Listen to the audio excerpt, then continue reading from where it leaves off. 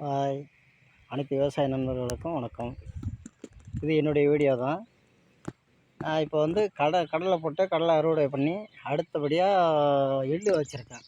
எள்ளு வச்சுருக்கேனாக்கா எள்ளு வந்து 120 நாளில் அறுவடை பண்ணிடுவேன். கடலை போட்டிருந்த வயல்வெளி தான் இதெல்லாம்.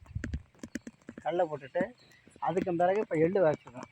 இந்த எள்ளெல்லாம் பாருங்கள், அப்படியே இந்த எள்ளு வந்து என்னுடைய உயரம் வளர்ந்துருக்கு. இந்த எள்ளு அந்த அளவுக்கு இந்த பயிர் வந்து ஒரு பச்சை குழந்த மாதிரி நாங்கள் வந்து பாதுகாத்து வளர்த்துட்ருக்கோம்.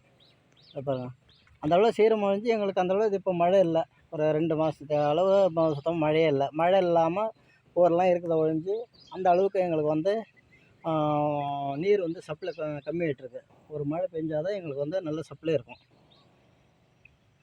அந்த அளவுக்கு நாங்கள் கஷ்டப்பட்டு வளர்க்குறோம்.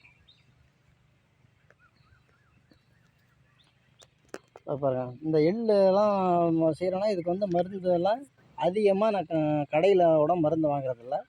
இதெல்லாம் மீன் அமிலம் நானாகவே தயாரித்து மருந்து அடிச்சிட்ருக்கேன்.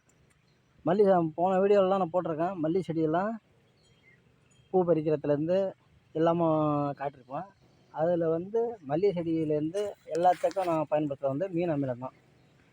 இப்போ மீன் அமிலத்தை வச்சு தான் நான் வந்து பயிர் பண்ணிகிட்ருக்கேன். மீன் அமிலங்கிறது வந்து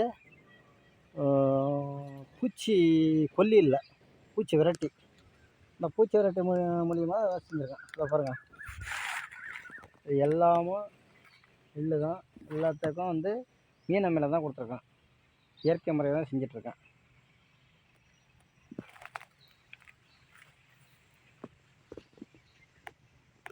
என்னுடைய சேனல் தான்.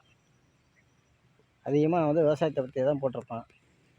உங்களுக்கு தெரிஞ்ச ஃப்ரெண்ட்ஸுங்கள்ட்ட சொல்லி சப்போர்ட் பண்ணுங்கள், லைக் பண்ணுங்கள், ஷேர் பண்ணுங்கள், சப்ஸ்கிரைபர் பண்ணுங்கள். வணக்கம்.